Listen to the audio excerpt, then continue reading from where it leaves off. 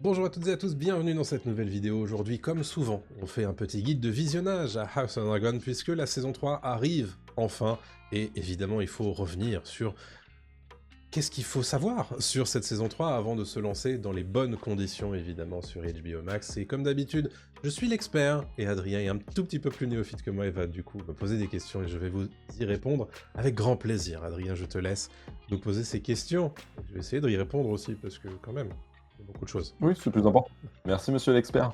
Alors, ma première question est la suivante. Où et quand on peut regarder la saison 3 de House of the Dragon? Bon, c'est assez simple, vous commencez à être habitué, c'est une série exclusive HBO, et donc en France, c'est sur HBO Max que l'on peut découvrir cette série. C'est diffusé tous les lundis matins en France, et donc évidemment, ça va prendre tout notre été. Et évidemment, ça commence le 22 juin en France. Si vous êtes amateur de Nuit Blanche, c'est à partir de 3h du matin. Si vous voulez vivre un petit peu l'expérience Game of Thrones de l'époque, et ben voilà, vous pouvez vous lever très tôt ou attendre tout simplement le soir ou le matin, c'est vous qui voyez sur HBO Max. Évidemment, tout ça c'est disponible aussi sur les catalogues habituels de d'Amazon Channels, machin et tout. Juste un truc à préciser, la tarification a évolué de HBO Max. On a pris 1€ sur tous les abonnements depuis juin là, dernier. Donc on n'est plus à 6€, on a 7€ par mois pour le forfait avec pub. Je crois qu'on est à 9€ maintenant pour le forfait standard et 16€ pour le forfait premium. Sachez-le. Ok. Oubliez pas non plus que Canal+ propose une offre aussi avec groupée avec Apple, avec HBO, avec Paramount, etc. Donc, Exactement. Mais qui bon, est effectivement plus ouais, cher, bien sûr. Mais qui a beaucoup plus de un paquet. choses. Ouais, tout à fait. J'ai une autre question, bien évidemment. Combien d'épisodes comptera cette saison Ouais, 3? on peut se poser la question puisque entre la saison 1 et la saison 2, il y a eu une déflation du nombre d'épisodes, puisqu'on est passé de 10 à Mhm. 8 épisodes en saison 2, et cette déflation continue, puisque on est toujours à 8 épisodes pour la saison 3. L'objectif c'est, en fait, ils peuvent pas tenir autant de budget sur 10 épisodes, donc voilà, ils ramassent tout, mais c'est quelque chose que l'on voit sur House of Dragon, mais que l'on voit aussi ailleurs sur les grosses séries du moment. C'est un problème, on va dire, conjoncturel et systémique sur les grosses séries. Bon, ouais. Après, si les 8 épisodes sont excellents, On l'espère, et donc 8 épisodes, ce qui veut dire qu'on a 2 mois de diffusion du 22 juin au 10 août cet été. Donc l'été sera chaud, bien sûr. il sera chaud dans les maillots, dans les dragons. Et j'ai une question un peu plus longue, Ouais, voilà, la réponse. On en était où à la fin de la saison 2? Est-ce que ouais. tu peux me faire un petit récap? Bah, mine de rien, on avait l'impression qu'il se passait pas grand-chose en saison 2, mais en réalité, voilà, ça a pas mal bougé, les lignes ont pas mal bougé, et surtout, en fait, on s'engage vers un conflit ouvert cette fois en saison 3, puisque, donc pour rappel, évidemment pour les néophytes absolus, on est sur un conflit de succession dans House of Dragon. Il y a deux prétendants qui se battent pour le trône de fer. Il y a Rhaenyra d'un côté et Aegon de l'autre. Aegon, à l'heure actuelle, il a été proclamé roi des sept couronnes sur le trône de fer, et Rhaenyra, elle, qui pourtant avait été déclarée comme héritière par son père, le roi Viserys, a été usurpée de son trône par le roi proclamé Aegon. Et donc évidemment, il y avait conflit déjà dans la saison 2, il y a notamment eu une bataille qui est une bataille à Repos des Freux, où il y a un dragon qui est mort, celui de Rhaenys, et qu'elle est morte également, et un dragon qui a été blessé, ou du moins supposé mort, qui est le dragon d'Aegon, qui s'appelle Feu du Soleil.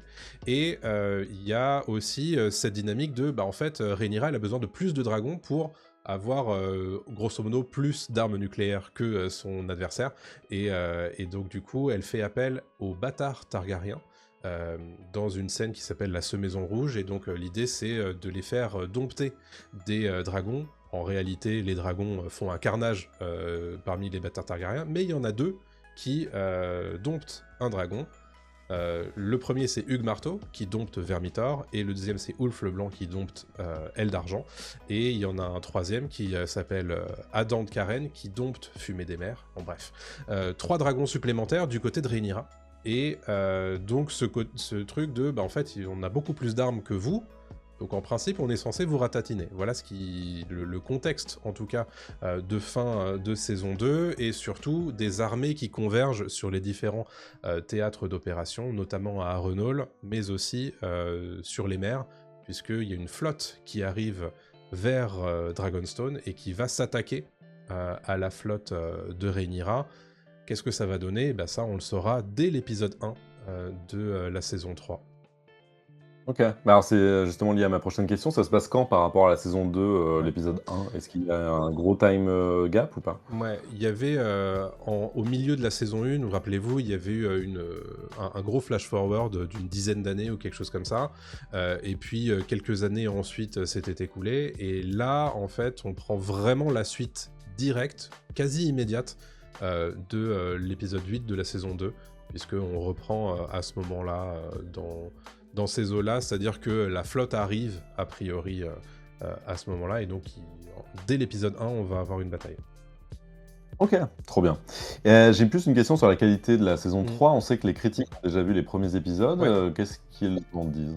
Un truc à préciser, c'est que les critiques ont vu 4 des 8 épisodes de la saison 3, donc ils n'ont pas encore un avis complet sur la saison 3 dans son intégralité. Cependant, le consensus critique, c'est que c'est plutôt très positif sur cette 3e saison, avec notamment un score Rotten Tomatoes qui est meilleur que celui de la saison 2, mais comme je le dis régulièrement, le score Rotten Tomatoes, ça n'engage pas grand-chose, c'est-à-dire que même si t'as 6 sur 10, c'est une bonne critique pour Rotten Tomatoes. Donc en réalité, ça veut pas dire grand-chose, mais ce qui se dit, c'est que effectivement, les 2 premiers épisodes de la saison 3 envoient du bois, et te donnent l'impression que c'est plus les 2 derniers épisodes de la saison 2. Comme on s'en doute depuis un petit moment, mais qu'en réalité, voilà, en termes de valeur de production, il n'y a pas grand monde qui est capable de faire des choses du niveau de House of Dragon sur ce début de saison 3, donc ça c'est quand même plutôt très positif, avec notamment cette bataille navale qu'on attend depuis la fin de saison 2, et du gros travail aussi en termes de performance d'acteurs, notamment chez Emma Darcy, donc et Rhaenyra, ça on n'est pas vraiment surpris, mais voilà, mais quand même des critiques de la part des gens qui connaissent le livre dont est adapté House of Dragon. C'est un des gros points, on va dire, de contention, c'est que les lecteurs sont pas toujours très fans de ce que font les adaptateurs dans House of Dragon, mais globalement, pour les gens qui sont juste là pour regarder une série télé et pas une adaptation, cette saison 3 part sous de meilleurs auspices, en tout cas, d'après la critique. Donc c'est plutôt positif, mais il y a quand même des gens qui restent mitigés, notamment le Hollywood Reporter, qui dit qu'il y a trop de dragons, il y a trop de personnages, ça enchaîne trop vite, etc. Donc cette critique particulièrement est très mitigée, mais il y en a d'autres. Hein. Donc voilà, je pense que on reste un peu sur la lignée de ce qu'on avait vu sur les 2 premières saisons. Ok. C'est intéressant évidemment la critique, d'avoir l'avis de la critique, mais bon, ce qui est plus important, c'est l'avis des spectateurs. Est-ce que tu penses que cette saison 3 va réconcilier les fans et les spectateurs ? Écoute, les fans, je pense pas. C'est-à-dire que quand je dis les fans, c'est les lecteurs, les gens qui sont très attachés au matériau original de George R. R. Martin, donc c'est adapté d'un bouquin qui s'appelle Feu et Sang. Et l'idée, en fait, c'est que depuis, grosso modo, la saison 2, il y a une espèce de rupture entre ces fans-là et la série et la façon dont elle adapte Feu et Sang. Et en plus de ça, c'est rajouté par-dessus le marché les critiques de l'auteur lui-même sur la série. Et donc il l'a déjà fait sur un post de blog, il l'a refait là en début d'année dans un entretien avec le Hollywood Reporter, et il dit que grosso modo, à partir de la saison 3, la série c'est plus son histoire. Donc vraiment, voilà. Donc je pense que la rupture, elle est engagée, c'est certain. Donc pour les gens qui sont très, voire trop attachés à la fidélité au livre, je pense que c'est terminé. S'il n'y a pas... il y a eu un point de non-retour, c'est pas possible. Donc si t'arrives pas à te détacher du fait que c'est pas fidèle au livre, je pense que c'est mort, en fait, pour la série.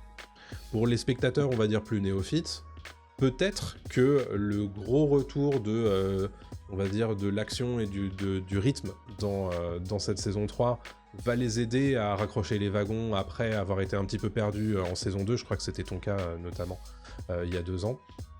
Peut-être que ça va les faire revenir avec plaisir sur la saison 3. C'est difficile à dire à partir des critiques pour l'instant, puisque encore une fois, on ne sait pas de quoi est fait la deuxième partie de la saison. Et si ça se trouve, on est à nouveau sur un truc sans rythme sur la deuxième partie de saison, donc c'est difficile à dire. Ok.